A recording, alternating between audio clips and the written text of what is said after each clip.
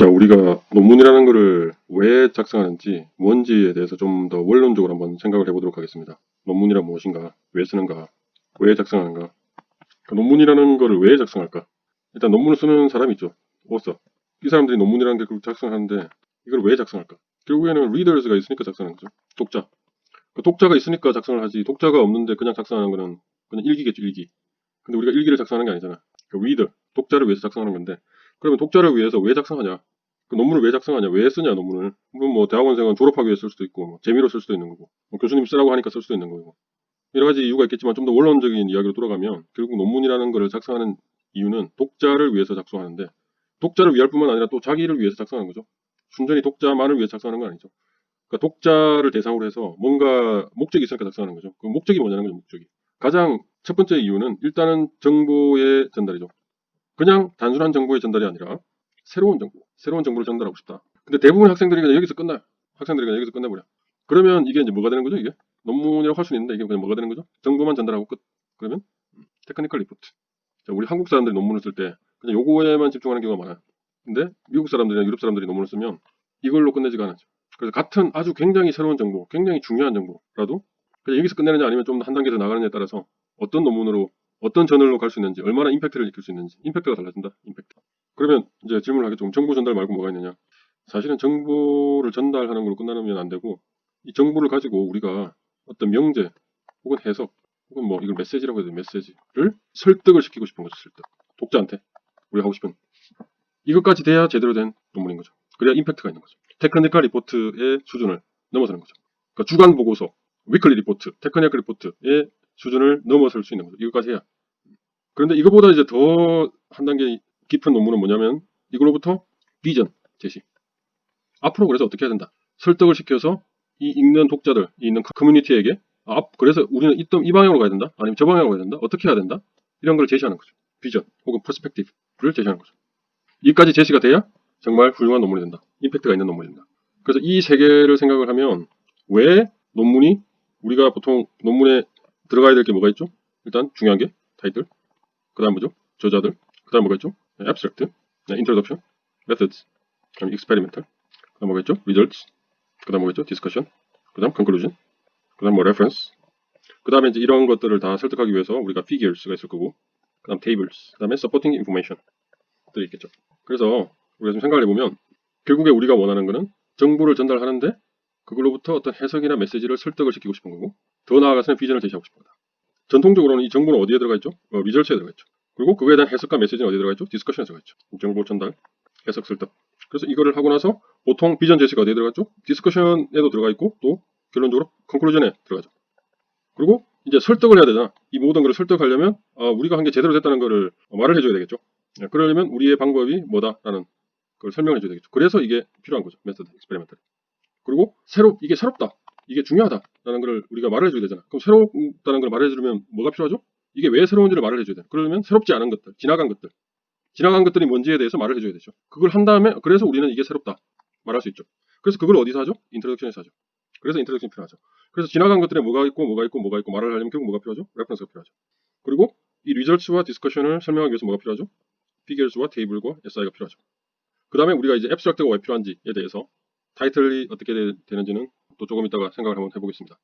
하여튼 지금 여기 메시지는 뭐냐면, 핵심은 뭐냐면은 논문을 왜 쓰냐, 논문이라는 게 뭐냐. 원론적으로 봤을 때 결국 독자들을 대상으로 해서 결국엔 내가 원하는 게 있고 독자들이 원하는 게 있는데 결국에는 우리의 목적은 뭐냐, 어떤 명제, 메시지를 설득시키고 비전을 제시하기 위한 거다. 그리고 그거를 위해서 머티리얼로 뭐가 필요하냐, 새로운 정보 전달이 필요하다. 이겁니다. 이게 바로 논문이라는 겁니다. 그래서 이런 구조를 필연적으로 이런 구조를 가질 수밖에 없는 거죠. 그래서 아까 하던 얘기를 계속하면 논문의 목적에 대해서 한번 생각을 한 거죠. 논문의 목적. 논문을 왜 쓰느냐. 그것은 독자를 설득시키기 위함인데 뭐에 대해서 설득을 시키느냐. 결국에 가장 중요한 거는 어떤 명제, 새로운 해석, 메시지를 설득시키는 거다. 그래서 그거의 재료가 되는 게 뭐냐. 어떤 정보다. 그래서 그 정보가 아까 새로워야 된다고 했는데 사실은 이거를 조금 더 명확하게 하면 정보 자체가 무조건 새로워야 된다는 건 아니에요. 심지어 이미 알고 있던 데이터를 가지고 논문을 써도 돼. 그러니까 이게 정보가 새로워도 되지만 사실은 더 정작 중요한 거는 여기 새로운 명제, 새로운 해석, 새로운 메시지를 전달하고 설득하기 위한 거다. 그 재료로서 우리가 새로운 정보가 필요한 거죠. 이 정보라고 하면 우리 과학기술 논문에서는 어떤 데이터라든지 새로운 발견이라든지 이런 게 되겠죠. 그래서 이거를 전달하는 거다. 그리고 거기에서 더 나가서 그걸 바탕으로 새로운 비전을 제시하면 더 좋다. 이런 말을 했습니다. 근데 뭐 이것도 복잡하다. 그냥 정보만 잘 전달하면 되는 거 아니냐. 뭐 그렇게 생각할 수도 있어요. 그런데 아까 내가 강조했던 거는 그렇게만 하면 그게 바로 테크니컬 리포트가 될 뿐이다. 그거보다는 좀 더 한 단계 가야 된다고 했는데 그러면 그렇게 이렇게 복잡하게 생각하기 싫으면 그냥 이렇게 한번 생각해 보는 건 어떨까 생각이 들어요. 결국 논문이라는 거는 그러면 정보를 전달하는데 이거를 잘 전달하는 거죠. 잘. 여기 잘이라는 게 결국 뭐죠? 이게 결국 설득이라는 거죠. 그래서 설득이라는 단계는 들어간다. 그리고 우리가 어떤 정보를 전달만 하면 안 되고 이 정보가 어떤 의미를 지니는지 가치를 지니는지 이걸 말해주고 싶다. 결국 이게 결국 뭐라는 거죠? 이게 결국 이게 뭐랑 관계되나? 이게 새로운 해석 메시지다. 이렇게 생각할 수도 있겠죠. 이렇게 복잡하게 이렇게 1, 2, 3으로 생각하기 싫으면 그 학생 레벨에서 나는 그냥 정보를 전달하고 싶어. 근데 내가 더 붙이고 싶은 거는 뭐냐? 그럼 그거를 잘 전달해라. 잘 하려면 그게 결국 뭐 하는 거다? 설득하는 과정이다. 그리고 그 정보가 어떤 의미를 지니는지, 가치를 지니는지, 그거를 해석하고 메시지를 잘 전달하자. 이렇게 생각하면 어떠냐는 거죠. 그래서 이거로부터 더 나가면 이거로부터 비전 제시가 될 수 있다. 여기까지 가면 제일 좋은 거다. 그래서 이게 1번, 이게 잘, 그 다음에 의미, 가치, 이게 2번, 그 다음에 비전 제시가 3번. 이런 식으로 한번 생각해보면 어떠냐라는 겁니다. 그러니까 제가 한번 예를 한번 들어볼게요. 예를 들어서 우리가 어떤 섬에 갔더니, 어떤 이런 섬이 있어요, 섬. 섬에 갔더니 고양이들이 있어. 고양이가 보니까 90마리가 있어요. 그리고 놀랍게도 고양이가 다 하얀색이야. 그러면 여기서 정보는 뭐죠? 그러니까 이런 거죠, 이런 거. 그러면 우리가 그냥 어떤 섬에 고양이가 90마리가 있고 그게 다 하얀색이다. 그것만 그냥 전달하면 그게 바로 뭐죠? 테크니컬 리포트가 되는 거죠. 근데 거기서 한 가지 더 나가서 여기로부터 어떤 해석, 메시지가 나올 수 있는 거죠. 그거를 말하고 싶은 거죠. 그게 뭐죠? 그러니까 뭐 여러 가지가 있을 수 있겠죠. 예를 들어서 여기서 이런 해석을 내놓을 수 있겠죠. 섬에는 한 가지 색깔의 동물이 산다. 이런 명제, 이런 해석을 내놓을 수 있겠죠. 이게 맞든지 틀린지 간에 이게 얼마나 설득력이 있는지는 이제 우리가 어떻게 이거를 제시하는지에 달렸겠죠. 하여튼 이 명제를 우리가 설득하고 싶은 거지, 설득. 그럼 이걸 어떻게 잘 설득한 거냐? 이걸로 충분하냐? 이게 논리적이냐? 이제 그런 거를 따져봐야 되는 거죠. 그런 걸 따져보다 보면 이 정보만 가지고 충분하지 않는구나. 그래서 이 데이터만 가지고 이거를 충분히 설득할 수 없겠는 걸 하고 그러면 어떻게 해야 되지? 그러면 이 데이터로는 이 정보만으로는 이게 설득이 안 되겠네. 그러면 새로운 데이터를 찾아야 되겠죠. 그래서 다른 섬에 가봤더니 거기는 개가 있어. 개만 사는데 그 개가 총 한 53마리가 살아요. 근데 다 검정색이야. 그랬더니 이제 말이 되죠? 섬에 사니까 섬에는 한 가지 색깔. 그러니까 여기 이 섬에는 이 A라는 섬에는 고양이가 사는데 다 하얀색이고 이 B라는 섬에는 강아지들이 사는데 강아지 다 검정색이야. 그 말이 되죠? 섬에는 무조건 한 가지 색깔의 동물이 사는구나. 하고 설득이 되는 거죠. 그러니까 이 사실을 하는 거죠. 그래서 이거를 이제 이게 얼마나 새롭고 중요하다. 이 명제가 얼마나 새로운지 중요한지. 새롭다는 건 중요하다는 거죠.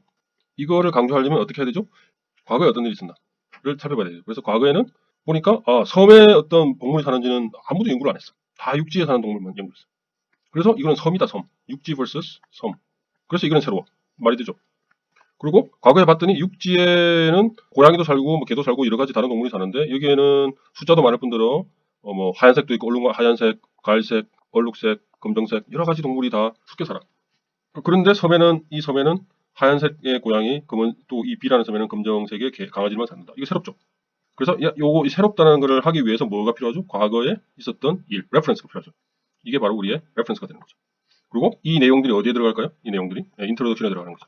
그 다음에 이 내용이 어디로 들어가죠? 이 내용, 이 정보, 데이터, 이게 리절츠에 들어가죠. 그 다음에 이 명제가 어디로 들어가죠? 디스커션에 들어가죠. 그래서 논문이 이런 인트로덕션, 디스커션, 리절츠 이런 구조를 가지게 되는데 그러면 앞에 앱스트랙트는 왜 있으며 이런 질문이 생기는 거죠.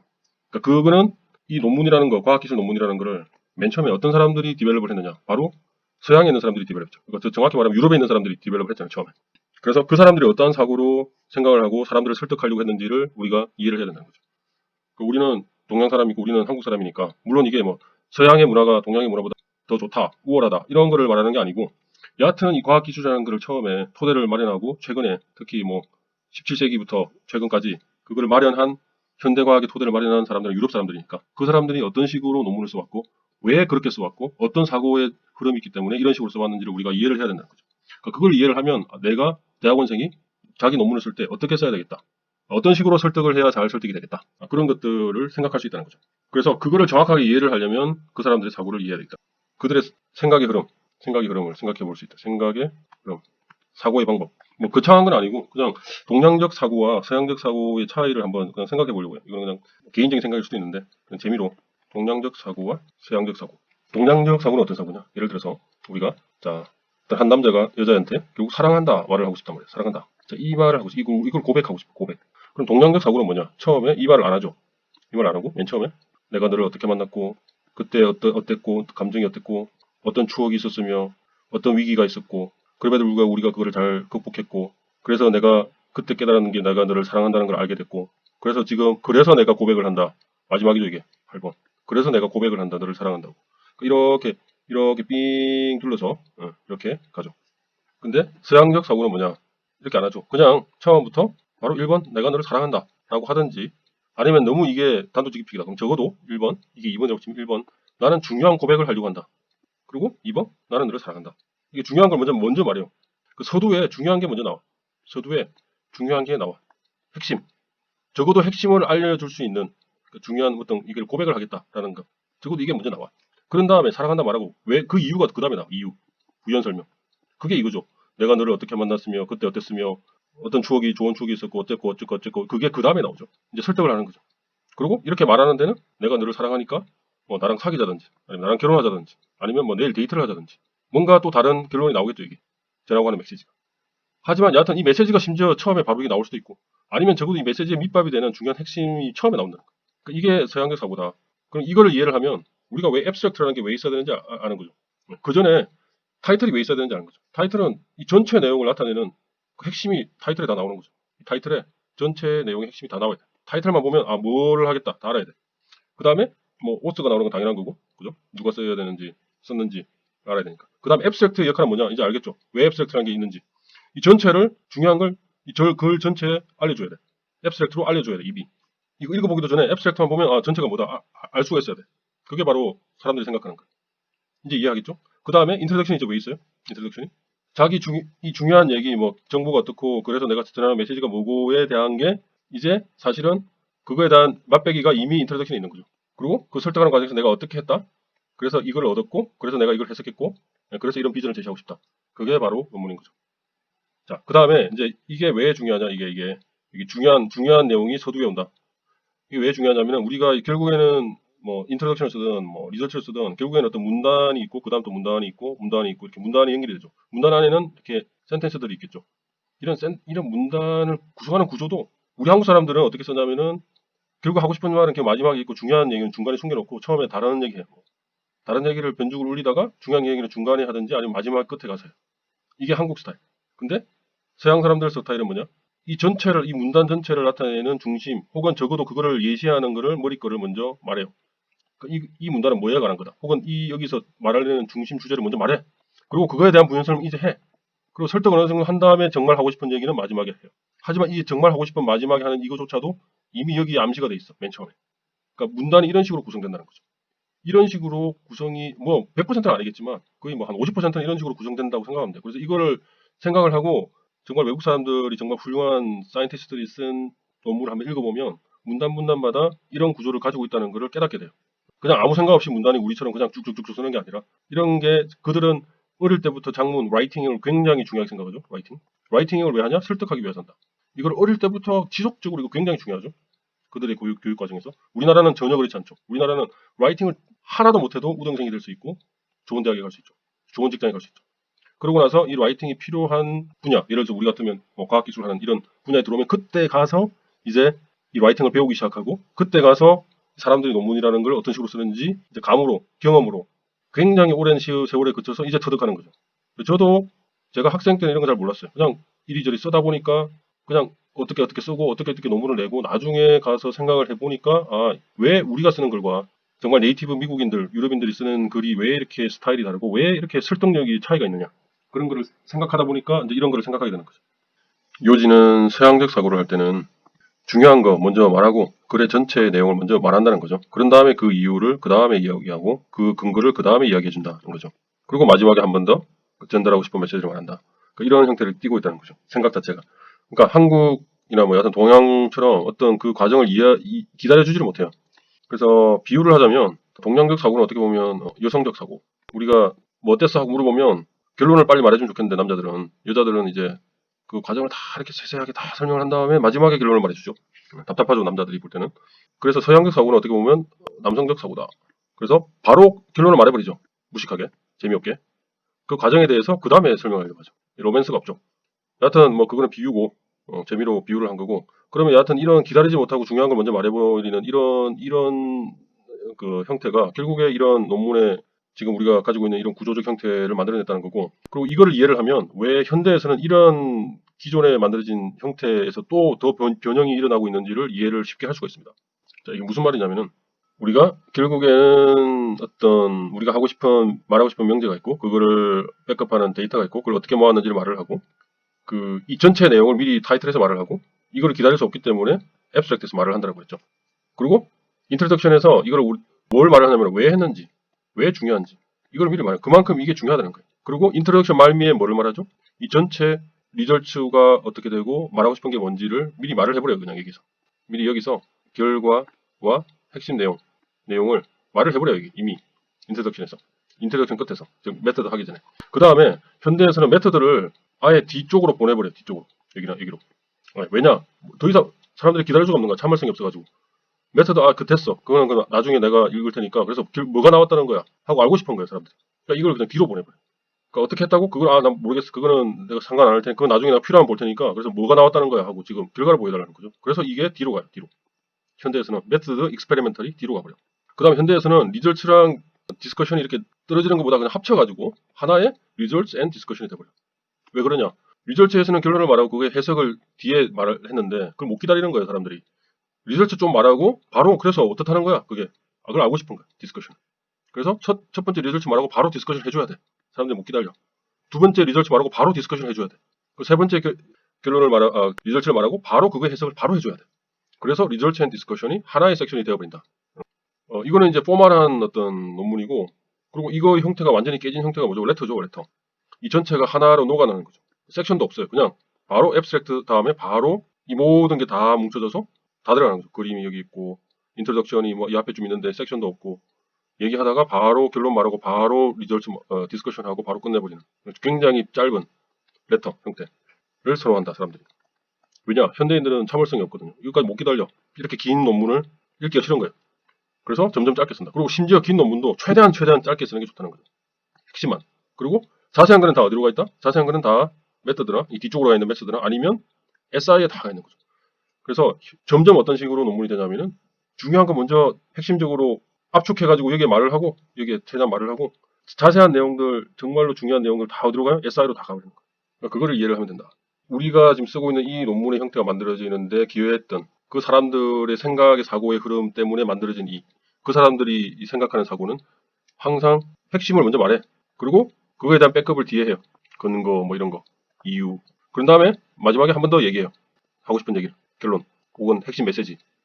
그래서 이게 처음에 아예 와버릴 수도 있고, 아니면 적어도 이거를 말하기 위한 밑밥 중에 가장 중요한 내용을 먼저 말을 한다는 거죠. 먼저. 그런 다음에 그 근거를 말한다. 물론 이 근거를 말하는 중간중간에 다시 또 이게 한 번 더 반복될 수 있겠죠. 그래서 중요한 걸 항상 먼저 말을 해버린다. 요거를 이해를 하면 왜 우리가 앱스트랙트가 앞에 오는지, 왜 우리가 점점 현대에서 논문이 점점 짧아지고, 왜 이런 포맷들이 점점 무시가 되면서 점점 짧아지는지, 왜 사람들이 짧은 논문을 선호하는지 이거를 알 수가 있고, 그럼 이거를 이해를 하면 사람들이 논문을 읽을 때 이 순서대로 절대 읽지 않는다는 걸 이제 이해를 하겠죠. 이렇게 실제로 있지만 이 순서대로 논문을 읽는 사람 아무도 없다는 거죠. 어떤 순서로 논문을 읽느냐, 자기가 어떤 순서로 읽는지 생각을 해보면 알겠죠. 그럼 어떤 순서대로 읽느냐, 다시 논문의 순서를 한번 적어보면 여기 또 그림이 있죠. figures, table, 그다음에 여기 supporting information. 어떻게 읽느냐, 그 전에 이걸 우리가 얘기를 했었습니다. 예를 들어서 리절츠 앤 디스커션도 옛날에는 이렇게 떨어져 있다가 지금은 그냥 같이 붙어서 리절츠 앤 디스커션이 된다는 거죠. 리절츠 앤 디스커션.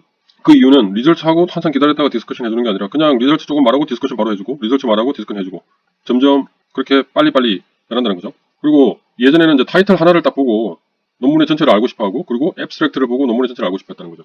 그러니까 중요한 걸 먼저 말하는 그 방식 때문에.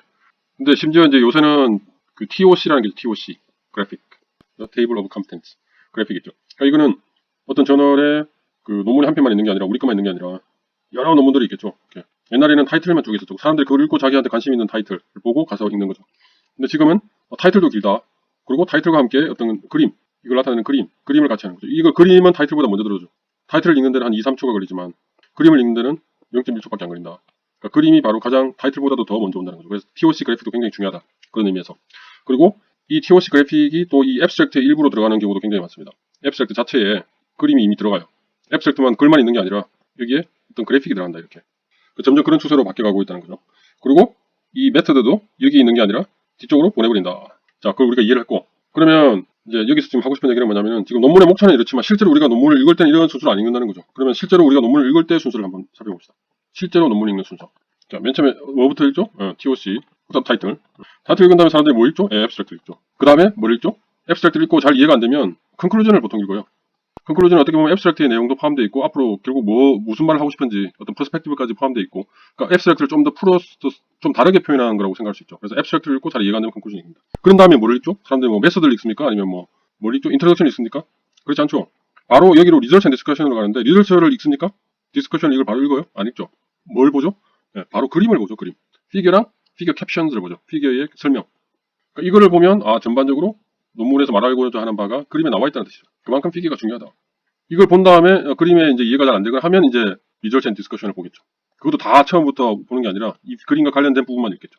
그런 다음에 정말 이 논문을 처음부터 읽어야 되겠다 하면 이제 처음부터 다시 다 읽고, 혹은 여기서 이제 그럼 이 사람들이 왜 했지? 그걸 알고 싶으면 심지어 이제 이 리서치 앤 디스커션의 일부를 읽기 전에 피겨를 보고 어느 정도 이해가 됐으면 바로 또 뭐로 넘어갈 수가 있죠? 바로 그때 가서 이제 인트로로 가죠. 인트로. 그러니까 이런 순서대로 우리가 논문을 읽는다는 거죠. 논문을. 그러니까 이걸 이해를 하면 그럼 우리가 어디에 중점을 둬야 되고 논문 쓸 때, 논문을 작성할 때 그러니까 어떤 식으로 논문을 구성을 하면 좋겠다는 생각이 들죠. 자, 이 순서대로 논문을 읽는다는 얘기를 우리가 했어요. 결국 이 그림이 이 전체의 어떤 스토리를 끌고 가는 뼈대가 된다는 걸 우리가 깨달을 수가 있죠. 우리가 논문을 구성을 할 때 처음에 논문을 이제 처음부터 쓸 때 물론 저는 이 모든 것들을 다 고려해서 아웃라인으로부터 출발하자. 아웃라인. 이 모든 걸 다 포함한 아웃라인. 그거를 연구 수행할 때 혹은 처음부터 연구를 시작하기 전부터 이런 것들을 계속 아웃라인을 만들고 로드맵이죠. 일종의 전체적인 마스터 플랜. 그걸 계속 이거를 아웃라인을 계속해서 업데이트하자. 그렇게 얘기를 했는데, 자, 이렇게 이상적으로 못했다. 그냥 실험을 했고 결론을 내서 이제 논문을 써야 돼. 그러면 이제 이런 아웃라인도 없어. 그럼 어떻게 해야 되냐? 그럴 때는 물론 이건 한 가지 어떤 방법만 있는 건 아니에요. 사람들마다 방법이 여러 가지 다르게 있겠죠. 근데 제가 학생 때 저도 모르게 습득한 방법은 뭐냐면은 결국에는 피겨를 중심으로 논문을 작성하는 거야. 피겨. 먼저 피겨 1 만들어. 어떤 그림이 있든지 뭐가 있든지 하겠죠. 그 다음에 피겨 2를 만들어요. 이런 그림이 있겠죠. 그 다음 피겨 3 아니면 패널이 2개가 있을 수도 있고, 그 다음 피겨 4 전체적인 어떤 스킨 이렇게 와서 이렇게 와서 이렇게 와서 이렇게 온다. 여기서 이렇게 오고 이렇게 오고 이렇게 오고 이런 그림이 있다고 칩시다. 예를 들어서 이런 전체 그림을 생각을 해요. 그래서 이 순서대로 결국 리절츠가 가는 거죠. 리절츠가. 우리가 말하려고 하는 정보. 이 순서대로 가는 거죠. 그러면 이 피겨 1에 해당하는 리절츠가 뭐가 있냐? 하나가 있을 수도 있고 2개가 있을 수도 있겠죠. 피겨 2에 해당하는 리절츠. 피겨 3에 해당하는 리절츠. 피겨 4에 해당하는 리절츠. 그 다음에 이거를 해석한 게 뭐죠? 그게 바로 디스커션이죠. 이거에 대한 해석. 이거에 대한 두 번째에 대한 해석. 이거에 대한 해석. 이거에 대한 해석. 자, 이렇게 그림만 잘 만들어도 이미 논문의 거의 반 정도는 해결이 됐다라고 생각할 수가 있겠죠. 그래서 이제 디스커션까지는 아직 생각을 안 하더라도 적어도 리절츠라도 이렇게 만들어 놓으면 여기서 말해야 되는 이 그림이 말하는 리절츠는 뭐냐? 이 그림 2에서 말하고자 하는 리절츠는 뭐냐? 그림 3에서 말하고자 하는 리절츠는 뭐냐? 만들어 놓으면 그 다음에 뭘 바로 할 수가 있죠? 피겨 캡션을 만들 수가 있죠. 결국 이거를 그대로 해놓은 게 피겨 캡션이죠. 피겨 캡션을 잘 만들어 놓으면, 그리고 이 피겨 캡션에 원하면 일부 디스커션도 사실은 이 상태에서 이렇게 넣어도 돼요. 그럼 더 좋죠. 그러면 피겨 캡션이 굉장히 길어질 텐데, 물론 이거는 나중에 이게 너무 길어지면 그 중에 잘라내도 돼요. 근데 일단은 이렇게 하라는 거예요. 이렇게. 자, 이렇게 하고 나서 이제 이 부분이 완벽하게 됐다. 예를 들어서 이 부분이 이만큼 부분이 완벽하게 됐다. 피겨와 피겨 캡션이 어느 정도 완벽하게 됐다. 그러면 그때 가서 리서치 앤 디스커션 쓸 때 어떻게 하면 되나요? 이 부분을 쓸 때 그냥 여기 캡션 있죠? 캡션 쓴 거 그대로 카피 페이스트. 이거 그대로 카피 페이스트. 이거 그대로 카피 페이스트. 그대로 카피 페이스트. 그러면 일단 리서치 디스커션의 뼈대가 완성이 된 거예요. 자, 이건 이제 실제 논문 읽는 순서고, 이제 그러면 우리가 뭘 생각할 수 있냐면은 매뉴스크립트 작성 순서. 논문이라고 하면 매뉴스크립트 작성 순서를 한번 생각해 볼 수 있죠. 그럼 뭐부터 작성하면 되나요? 자, 이거 피겨. 다음에 뭐죠? 이거에 대한 리절트, 피겨에 대한 리절트. 이거는 문장으로 할 필요 없이 개조식으로 하면 되죠. 개조식. 그 다음에 각 피겨에 대한 디스커션. 그러니까 여기 리절트 개조식으로 한 각각에 대한 디스커션. 그런 다음에 뭘 하면 되죠? 피겨 캡션. 그런 다음에 이 피겨 캡션 다 오래 붙이면 뭐가 되죠? 리절트 앤 디스커션. 자, 이렇게 한 다음에 뭐를 쓰면 되죠? 그 다음에 물론 그 전에 사실은 제가 아웃라인 강조할 때 자기가 연구하면서 이미 다 써놓을 수 있는 거는 사이드로 써놓을 수 있는 건 뭐가 있다고 그랬죠? 여기 안 나와있지만 레퍼런스는 이미 적을 수가 있죠. 레퍼런스. 이거는 평소에 그냥 자기가 다 정리를 하면 되죠. 그 다음에 메소드 앤 익스페리먼트. 메소드. 이 두 개, 그러니까 레퍼런스, 그 다음 메소드. 이 두 개는 평소에 충분히 다 작성해 놓을 수 있다. 이게 작성이 안 됐었다면 그림 만들기 전에도 언제든지 요거 두 개는 쉽게 할 수 있기 때문에 요거는 그 전에라도 할 수 있다. 자, 그런 다음에 리서치 디스커션 한 다음에 이제 뭐가 필요하죠? 이제 이걸 이제 어느 정도 뼈대를 완성한 다음에 그 다음에 인트로. 이렇게 한 다음에 그 다음에 뭐죠? 이제 그러면 이제 다 완성된 거잖아. 그러면 뭐죠?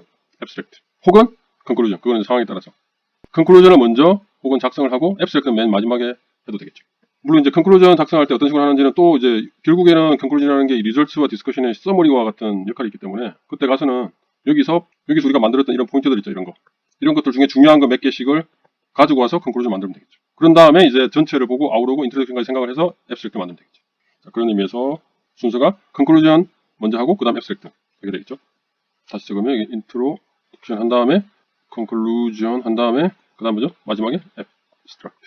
물론 이제 그 다음에 커블레터 이런 식으로 이제 다른 것들도 필요하겠죠. 여하튼 대략의 순서 이런 식으로 하는 게 많은 사람들이 사용하는 방법이다. 그렇게 하는 이유는 바로 사람들이 논문을 실제로 이 순서를 읽기 때문이고 그 읽는 이유는 사람들이 왜 이렇게 논문을 형성하고 했는지를 이해를 하면 다 이해가 되는 부분이다. 라는 게 오늘 내용의 요약입니다.